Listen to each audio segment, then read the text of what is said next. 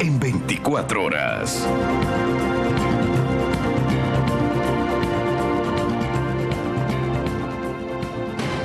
7:28 de la mañana. A esta hora quiero darle la bienvenida a este espacio a Saría Moya, secretaria nacional de Planificación. Gracias por estar con nosotros esta mañana. Bienvenida. Buenos días, Liz. Muchas gracias por este espacio.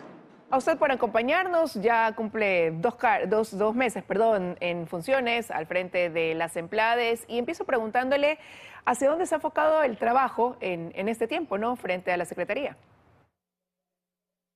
Bueno, la Secretaría Nacional de Planificación al momento se encuentra levantando el Plan Nacional de Desarrollo, que se entregará a mediados de febrero.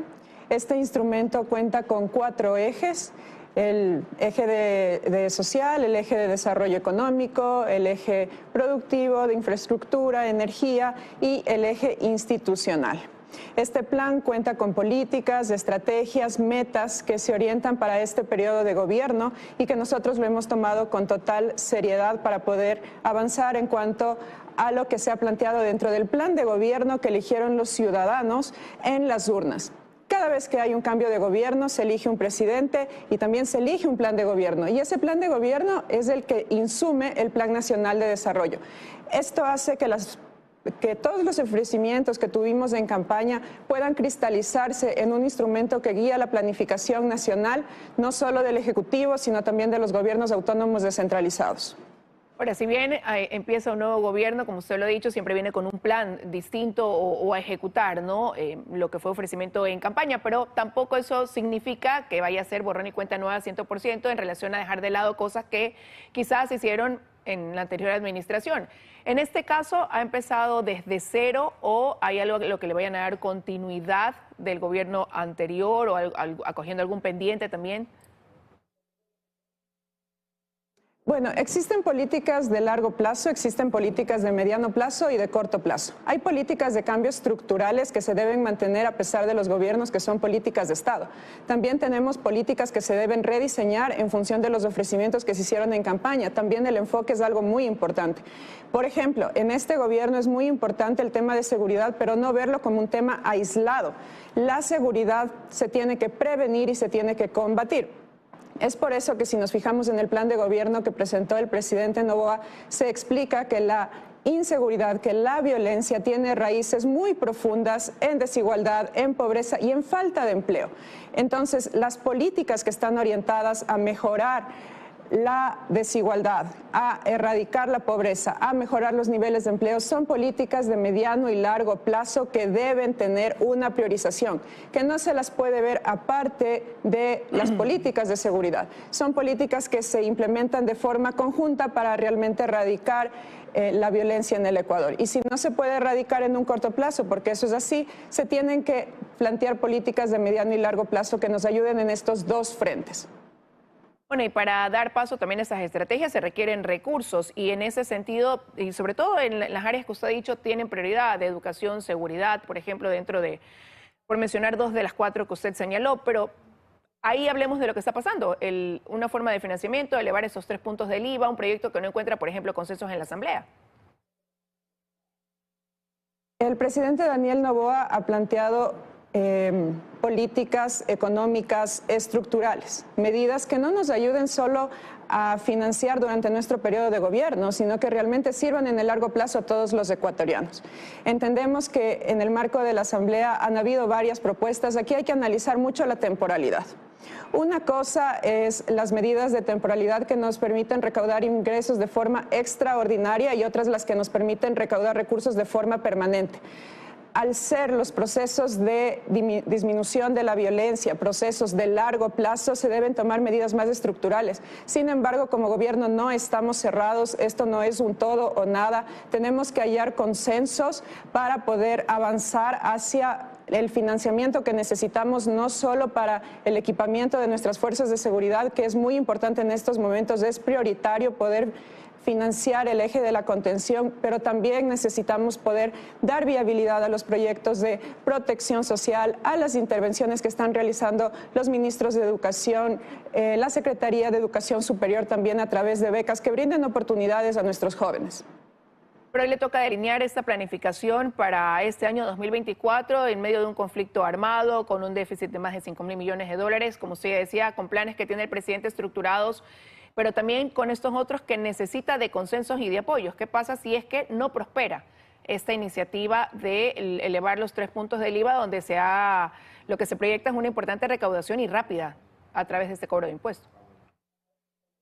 Exacto, como lo decía, la temporalidad es muy importante. Hay medidas que se han planteado que nos ayudan a recaudar ingresos, sí, pero en el 2025. Lo que necesitamos es celeridad dentro de la recaudación de los ingresos para poder atender estas partes prioritarias. Obviamente, Liz, hay planes A, B, C, hasta los planes Z. Como gobierno se ha analizado muchísimas estructuras financieras que nos ayuden a combatir la violencia, que nos permitan proveer de servicios públicos de calidad. Y como le digo, estamos analizando, hay otras propuestas, pero lo que yo sí puedo decir, y como lo ha dicho el ministro de Finanzas, la propuesta B es más dolorosa. Hay sectores que no necesariamente están preparados para asumir ciertas medidas. Actualmente el déficit está siendo cargado por alguien. A veces vemos solo los números, pero el déficit al momento está siendo cargado por alguien. Está siendo cargado por proveedores del mismo sector social, del mismo sector de salud, por los gobiernos autónomos descentralizados. ¿Qué es lo que nos permite un incremento en ingreso? Es como cuando nos suben el sueldo en nuestra familia. Nos permiten aperturar fuentes de financiamiento externo para también viabilizar otro tipo de pagos. La recaudación que se haga a través del IVA va a servir para financiar los proyectos de seguridad y los proyectos sociales vinculados a prevención de la violencia, pero nos abre puertas de financiamiento para poder atender las otras necesidades de los otros grupos de proveedores y de gobiernos autónomos descentralizados. ¿Qué es lo que está pasando en este momento? Ese déficit está siendo cargado por un grupo de la población muy pequeño. Lo que nosotros planteamos es que a través de medidas como la del IVA, esta carga pueda repartirse entre todos. Sin duda, los que más consumimos vamos a ser los que más paguemos. Hay que considerar que el 65% del consumo de los hogares se encuentra en los 2 quintiles más ricos y que el 19% del consumo de los hogares más pobres es lo que se encuentra dentro del consumo total. Y que no está gravado la mayoría de los bienes de primera necesidad, canasta básica, y no solo eso, sino también otros bienes como educación, salud. Secretaria, pero el día de ayer el presidente en la entrevista en Teleamazonas dijo que el Estado también debe ajustar el cinturón y habló de un recorte del gasto público de 1.000 millones de dólares. Y en ese sentido, ¿hacia dónde se dirige esa planificación? Uno enseguida piensa eliminación de ministerios, fusión de ministerios a lo mejor. Se están analizando desde el Ministerio de Economía y Finanzas algunos puntos de optimización en las partes administrativas. A veces nos imaginamos que hay una cantidad de burócratas administrativos en el Estado y la verdad es que de la nómina de alrededor de 10.000 millones que se tiene para sueldos y salarios, el 90% está en los sectores de educación, salud y fuerzas de seguridad. El 34% es para la planta docente y el personal del Ministerio de Educación. El 20%, alrededor del 20% es para médicos y el restante es para las fuerzas de seguridad. Si bien es cierto, aquí se puede hacer una optimización y ya se le está realizando, estamos haciendo revisión partida por partida, funcionario por funcionario para verificar dónde se puede optimizar. De estos 10.000 no es donde va a salir el grueso del ahorro también.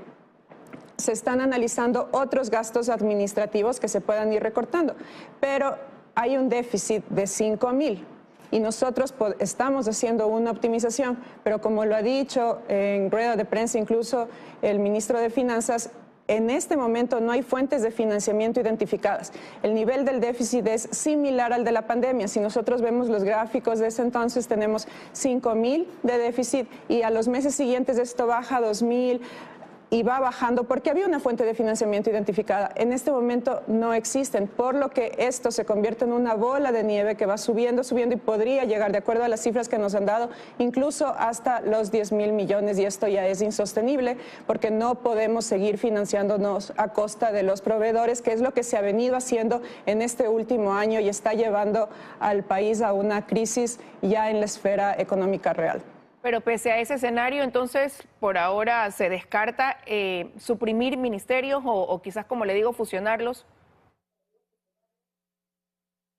Al momento eso está en análisis del Ministerio de Trabajo. Ya se han anunciado algunas entidades que se están eliminando, como lo es la Secretaría de Seguridad que existía, y estas competencias están redistribuyéndose entre los diferentes ministerios. También se ha anunciado la eliminación de EMCO, igual las atribuciones se están redistribuyendo. Es decir, esto sí se está haciendo, pero hay que tener mucho cuidado en cuáles son las entidades que realmente nos generan esta optimización y no tener en el imaginario que se puede cortar, por decir, el gasto en salarios a la mitad, porque eso significaría menos docentes, menos médicos, menos policías, menos militares. Entonces, eso tenemos que cambiar en el imaginario para realmente ir a procesos de optimización reales. Ahora, ayer el presidente también nuevamente sostuvo que en 10 meses estaría lista la infraestructura carcelaria nueva, ¿no? Estas 2 cárceles, pero ahí eso abarca también un sistema de rehabilitación integral, no solamente hablar de la infraestructura como tal. Y ahí, ¿hacia dónde apunta la planificación, quizás, secretaria, para darle continuidad a un proyecto que ha venido quedando pospuesto, pero que es necesario? Bueno, nosotros lo que hemos hecho desde el día -30, porque no empezamos a trabajar en el día 1, es ir revisando cuáles son las políticas de mediano y largo plazo que queremos implementar. Nosotros nos hemos reunido como Secretaría Nacional de Planificación con cada uno de los ministros y hemos ido revisando cada uno de los proyectos. ¿Por qué? Porque si bien es cierto, tienes un presupuesto destinado a la inversión y aparentemente no se había dado una ejecución completa, parecería que esto fue solo por una falta de prolijidad en la ejecución, pero esto se debe de hecho a la crisis financiera que se experimenta. Por ejemplo, hay proyectos que tenían 60 millones de presupuesto. Mandaron los ministerios a pagar los anticipos, pero nunca se vieron reflejados en los proveedores, por lo tanto no se pudieron arrancar los proyectos de inversión.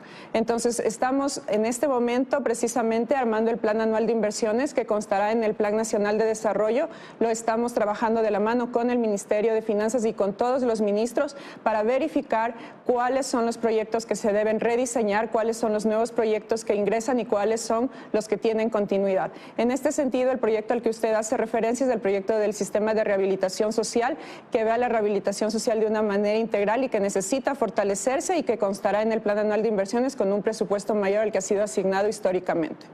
¿Dónde quizás encontraron la mayor cantidad de recurrencia en lo que usted acaba de mencionar, ¿no? ¿Dentro de qué ministerio a lo mejor o secretaría, esto de no haber cumplido o tener esta cadena de pagos rotas también que no ha permitido darle viabilidad a esos proyectos y que hoy deja en acefalía y una serie de puntos por cubrir?